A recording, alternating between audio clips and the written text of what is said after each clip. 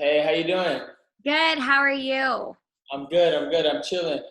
Nice. Yeah. Well, I know that you are busy vlogging these days in quarantine. Definitely gives you some time to do that. So how are you in general? Uh, yeah, I'm doing pretty good. I'm just adjusting to the times. It's pretty crazy right now, as you could imagine. There's really not much to do, but I'm trying to make things work. I'm trying to keep training, keep in shape. Don't get too fat. You know what I mean? Like, hey. Yes, I feel that. I very much am on the same page as you. Right, Um, right.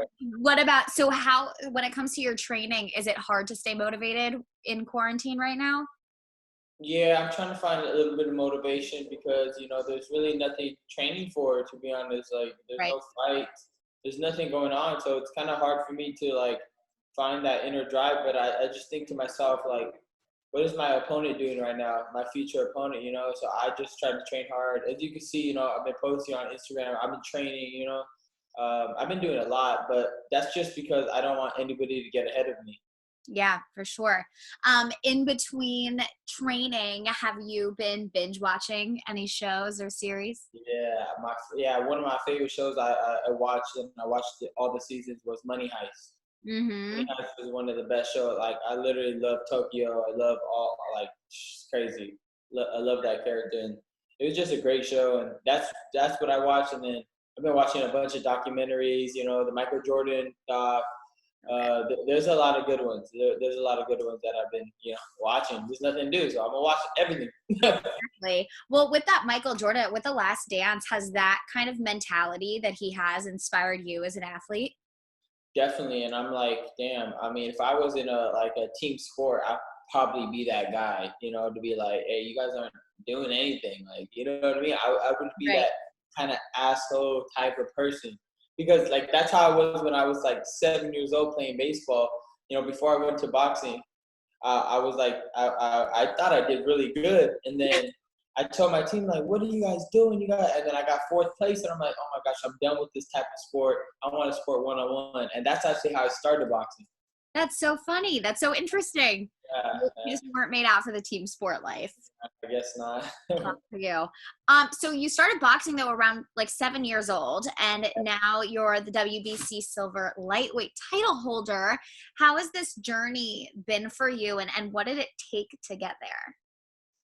I would just think that it takes insanity, just a true dedication, a true love, a true passion. I think in anything in life, if you find a true passion, nothing's gonna be hard because it's not even work. You know what I mean? It's just you want to go through those days where it's ups and downs. You're okay with that because you're gonna get better and you're gonna become something that you actually want to do. You know what I mean? You're gonna become that person that you want to be. So I think it's just one being how I got to that part was I was just insanely in love with boxing. That was first and foremost, and then the dedication that I put in and the sacrifice and my family and all that came along with it, and we got here. But nothing ever comes like this. You know what I mean? Everybody, they see the results, but it didn't come like that. I wish it did, man. That Same. would be great. Yeah, definitely takes hard work and like you said, sacrifice. When it, what did you feel like you had to sacrifice the most? I mean, you ask pretty good questions. I've been interviewed a lot of times. You ask some good questions. But anyways, what do I feel like I sacrificed the most? I would say going out. I would never had friends growing up. You understand what I'm saying? Like, I was homeschooled, and every time I had a friend, they sooner or later they didn't like being around with me. I'm kind of so fast paced, and I'm so like I gotta work out now, and they're like, dude, you have to go. Like, we're about to leave, and I'm like, no, I gotta work out. I gotta run 5 miles before I leave. They're like, even my family members, they're like, they don't like hanging out with me that much. So I know, so it's messed up. I know. But I feel that like when you're on a schedule, when you're a professional athlete, like that's your life, and like the people in your life either need to take it or leave it because it's not just your life, it's your career. It is. It is. It's just like anybody going to their work. They wake up and then they go and then they come back and see everybody. That's kind of almost the same thing. You know what I mean? Yeah, for sure. So you're famous for your quick hands and your speed, especially after your last fight. How much of the speed is kind of comes naturally, and how much is it that training? It's both, a little bit of both. It's just, I don't know. I kind of always had speed. Definitely, it's going to be a natural, attribute. But I also worked on it every day. I've always, tried to go faster and faster. I never, I just think of, transferring your body to make it, go faster. So there's little things you can do to make your body twitch a little faster. You use the shoulders more. You kind of just loosen up your shoulders and then you let it go. That's what makes you like a little faster, because you throw with your arms, you're going to be slow. And then if you throw with your shoulder, see what I did there? You see, you do with your shoulder, then it goes faster. You know what I mean? Mm-hmm. Yeah. Okay. Is there anything in particular that you do to train that speed?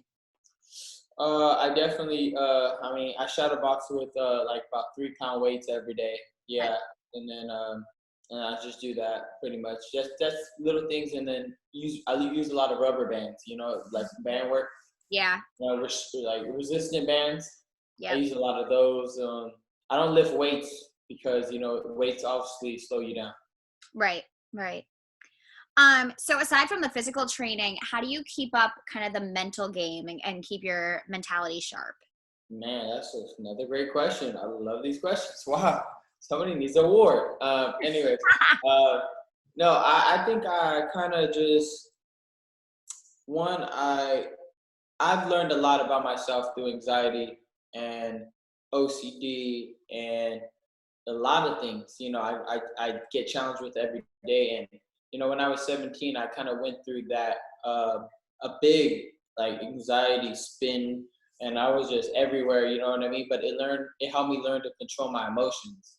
So now, like, I stay away from certain things, and I don't let myself get triggered. And let my anxiety roar up, because when it does, it kind of does mess things up. So, as I'm learning my emotions, I'm learning my mind as well. So all of that comes together, and then, it all comes back to, I believe in God, you know what I mean? So it comes back to that.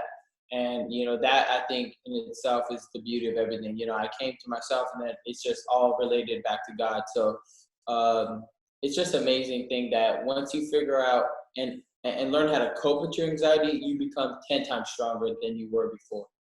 Definitely. And I think it's really incredible that you are so willing to talk about it and be open about it, because you do have so many fans and men and boys that look up to you who typically feel that there's like a stigma and shame surrounding that. And so I think that's really incredible that you open up about that. Yeah, I even went on my Instagram, and I have a video out there. I did a podcast, and I gave out a couple of my tips, and it was crazy seeing the feedback.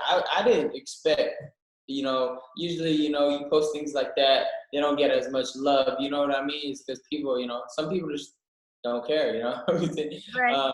Especially my fan base, I have a lot of guys, you know what I mean? So, but man, the feedback was incredible. You know what I mean? Like kids Yeah. and young adults really go through this, and they're like, man, like, this is crazy. Like, you're saying exactly what I'm going through right now. And I'm like, dude, I've been there. You know what I mean? Like, I'm not even fronting right now. It's scary. You know what I mean? Like, it's a scary feeling. So I'm just happy that there was kids that related, and like what I said had some type of impact for them. Definitely. Especially because like you're just as strong, you're just as strong and as, Yeah. powerful despite, feelings, Yeah. things for sure. So on Impulsive, which we're big fans of Impulsive. Okay. So that's why I had that interview. Okay. All right. Oh, Cool. okay, yeah, I was on Impulsive last spring too. I'm Oh, but no way. again, yeah. So you talked about fighting, like the fighting roadmap and wanting to go against Davis and Haney. After quarantine restrictions loosen, when do you predict these fights will happen? Man, I don't know, because I've been working on it so hard Yeah. to get these fights even without an audience. But I think those fights are so important that they may need an audience. You know what I mean? I think that it needs to have that type of atmosphere because they're so big. So I think that once fans could get back, I think those fights will be made. But before then, of course, I'm gonna have a fight, but I don't think with them yet until there is an audience. Yeah, because that it just wouldn't be the same, and that's Yeah, something that people really want to see. I remember like yeah, Haney from the Jake KSI or the Logan KSI fight that like yeah, that. Yeah. yeah. And then he hopped into the ring after my last fight. Yeah, Hmm. they get brave. You know what I mean? They get brave. Yeah. So you started your YouTube channel where you've put up some workouts and things like that. Tell me, what prompted this? What inspired you to get into the game? I'm watching on my Instagram, I get like 4 million views, and I'm like, all right, this is good and dandy though. This is all good, but ain't nobody paying for me. You know what I mean? Like real talk. Real talk. I was like, dang, if I could do this on YouTube, I think I could make. Why not make some extra money if you can't do it? You know what I mean? Like, and YouTube is just a good platform to really speak to people because people are gonna watch your whole video. You know what I mean? It's not like 30 seconds to a minute. You know what I mean? So I just thought it was a better opportunity to spread whatever I want to spread out even more. I think people connect to YouTube a little bit more. So I was like, all right, let's go for it. But I'm gonna give it my all. So now I'm like trying to brainstorm on what YouTube videos I'm gonna do, which is pretty nuts because I never thought I just watched Logan and Jake do it all day, and I'm like, okay, that's pretty easy. But now that I'm doing it, it's pretty hard. Yeah, and like keeping up with the content, producing it, coming up with creative ideas. I don't know how they do it. I'm like, my life is not that interesting. I know those guys, man. They like it's clockwork to them now. You know what I mean? Yeah, totally. So is there any content that fans can expect? Obviously more workout tips and boxing tips for sure. Yeah, definitely that. But expect a lot of collabs, crazy collabs. Expect crazy moments. Expect lead ups to fights. Expect a lot of everything. You know what I mean? I'm trying to mix everything in this. I'm just trying to be unpredictable on my channel. Like you're gonna get everything. You know what I mean? So you're gonna get me. I'm a lot of different things. So definitely expect everything. I feel like something people might be interested in definitely is like what you eat in a day. I'm sure Right. like as, an athlete and people who want to train the same. Yeah, yeah, no, definitely, yeah. I mean, a lot of people have actually commented that, so it's actually, yeah, that would be good. There you go. You're joining my team now. Okay. You.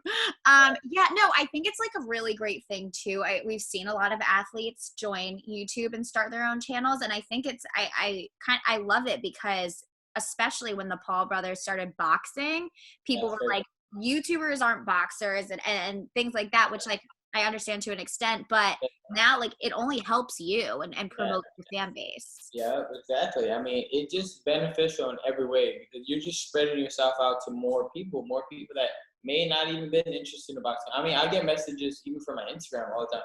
I never watch boxing, but I'm gonna watch boxing for the view. You know what I mean? So it's like now YouTube, I could get that some people from there like, oh, I'm gonna start watching boxing. Even TikTok, I still don't get TikTok. Um, I'm trying my best. I'm trying my best. you could do like boxing drills to the songs, I I guess. did. I did. Yeah, I'm almost at 1 million followers, but I don't think I need to give it my all more. I need to try harder. You're all over the place now. You're on TikTok, you're on YouTube, you're trying different things. So finally, last question. Have you trained with Jake at all during quarantine? I've seen Jake. Okay. We've gone out to this amusement park, which was wild. Yeah, I know, but it was they opened it up privately for us, which is crazy. I know. He's nuts. I don't know how he does all these weird things, but he does. He makes it happen. So yeah, I had a little fun with him. But other than that, we might get together to train. We'll see what's up. Cool. Awesome. Well, thank you for your time today. Is there anything else that you wanted to touch on, put out there, promote? Let me think. No. No, we're good. Awesome, Ryan. Well, thank you so much. We're such fans of yours, and we can't wait to see post Q. I got something. We need justice for George Floyd.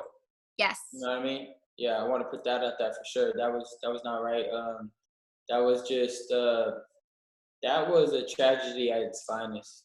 I mean, to have somebody kill somebody while they're saying they're about to die when they're not attacking it, they're already restrained, is just something that needs to be addressed. And I think this needs to stop now. As in, we need to really, as people. Now I'm talking black, white, anyway. As people, need to come together and fix this issue, this ongoing issue of police brutality against minorities. So we need to get it. We need to get this fixed. Absolutely. Thank you for using your platform and this one to, say that. Yeah, it's definitely. completely true. And like you said, we're all human. As humans, we all Yeah. bleed red. So That's definitely true. yeah. Amazing. Well, Ryan, thank you so much. Such a pleasure. Hope to talk to you again soon. Yes, I'm trying to fix this mouse thing. Okay. All right. Talk to you soon. Bye.